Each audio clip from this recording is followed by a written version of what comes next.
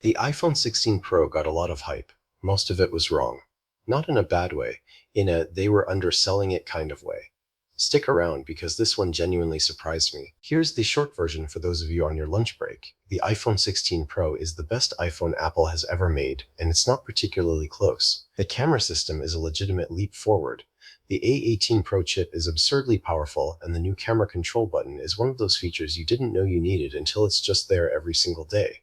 If you're coming from an iPhone 13 or older, this is a no-brainer upgrade. If you're on a 14 Pro or 15 Pro, it's more of a personal call, but there are real reasons to move. We'll get into all of it. Alright, let's talk about what you actually get in the box. Apple keeps it simple. You get the iPhone 16 Pro itself, a USB-C to USB-C braided cable, and the usual paperwork. No power brick, which is still a little cheeky in my opinion, but that's been the norm for a while now, so hopefully you've got one lying around. The phone itself, though, the moment you pick it up, it just feels premium. Apple is using a new Grade 5 titanium frame this year, which is lighter and stronger than before, and the back has this gorgeous textured matte glass finish that practically laughs at fingerprints. I've been using mine without a case for 2 weeks and it still looks brand new, which genuinely shocked me. The desert titanium color I went with has this warm, almost golden tone that looks completely different depending on the lighting. It's subtle but really classy. The phone is slightly larger than the 15 Pro, so if you have smaller hands, you'll want to spend some time with it in a store before committing. Overall, though, first impressions are excellent. This thing feels like it costs what it costs. Let's run through the specs that actually matter in real life. First, the display. You're getting a 6.3-inch Super Retina XDR ProMotion display with refresh rates that go all the way up to 120 Hz. In plain English, that means scrolling looks incredibly smooth and everything feels snappy and responsive.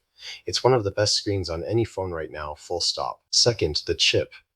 The A18 Pro is Apple's most powerful processor to date. It handles everything from everyday tasks to graphically intense gaming without breaking a sweat, and it's specifically built to support Apple Intelligence, Apple's on-device AI features. Third, the camera system. You've got a 48 megapixel main camera, a 48 megapixel ultra-wide, and a 12 megapixel 5x telephoto. The big new addition is 4K recording at 120 frames per second, which is genuinely cinematic territory. Fourth, the camera control button. It's a physical button on the side that lets you launch the camera, adjust settings, and shoot photos or video with a swipe or a press. Sounds gimmicky, isn't? Fifth, battery life. Apple has significantly improved capacity here, and most users are comfortably hitting a full day and then some on a single charge. Sixth, storage starts at 256 gigabytes, which is a welcome change from the 128 gig starting point of previous years. You get more room right out of the gate. 2 weeks of daily use and this phone has been absolutely rock solid. Apps open instantly, multitasking is seamless, and I've genuinely never seen it stutter or hesitate once. Not on demanding apps, not on games, not when I had 17 tabs open in Safari while streaming music in the background. The A18 Pro chip is just in a different league. Apple Intelligence features are rolling out gradually depending on your region and settings, but what's available right now, things like writing tools, smarter Siri suggestions, and photo cleanup, they work well and they don't feel bolted on. They feel like part of the phone. Call quality is excellent, Face ID is as fast and reliable as ever, and the haptic feedback on this thing is genuinely satisfying in a way that's hard to explain until you feel it. Even typing on the keyboard just feels good. One minor quirk worth mentioning, the camera control button takes a little getting used to. The first few days I kept accidentally activating it when I picked up the phone. By day 4 though, muscle memory kicks in and it becomes completely natural. That's pretty much my only complaint from the day-to-day experience, and it's barely a complaint. Let me give you 3 genuine strengths that stood out after real use. Number 1 is the camera, and I cannot overstate this. The jump to 4K at 120 frames per second for video is a massive deal if you shoot any kind of content or just want your family videos to look incredible. I filmed my nephew's birthday party last weekend, and the footage looked like something out of a professional production. The low-light performance on the main camera is also noticeably better than the 15 Pro. Colors stay accurate, and there's far less noise in dark environments. Number 2 is the build quality and durability.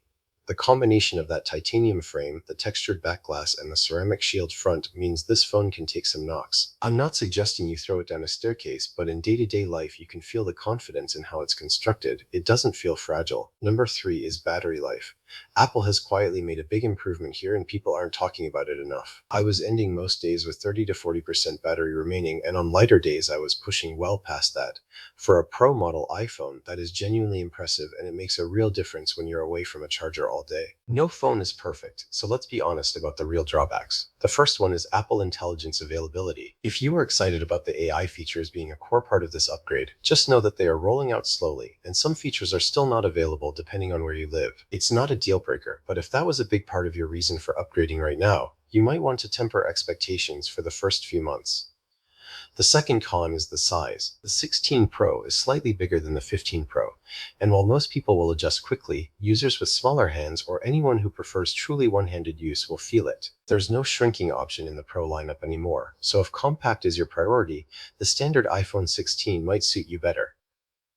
The third con is the charging speed. Compared to flagship Android competitors, Apple's wired and wireless charging speeds are still behind the curve. You can charge fast wirelessly with MagSafe, but if you're used to phones that go from zero to full in 30 minutes, Apple still isn't there yet, and it's a little frustrating given the overall premium positioning of this device. It charges fine, it's just not class-leading, and at this price point it probably should be.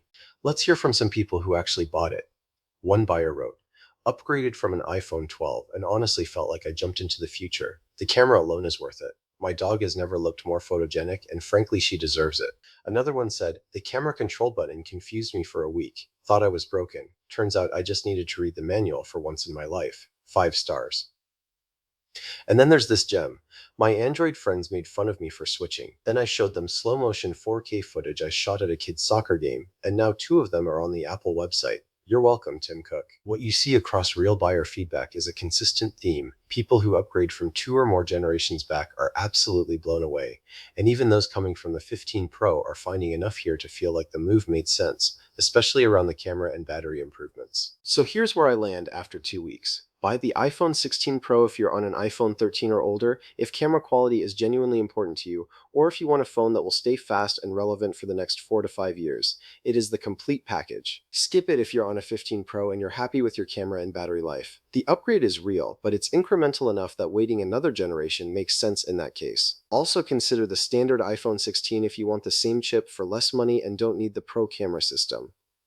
For most people, though, this is the iPhone to get right now. It's excellent. Drop a comment below. Worth it or skip it for your situation? I read every single one and I'll reply to as many as I can.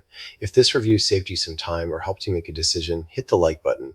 It genuinely helps the channel more than you'd think. And subscribe because I post a new honest review every single week. See you in the next one.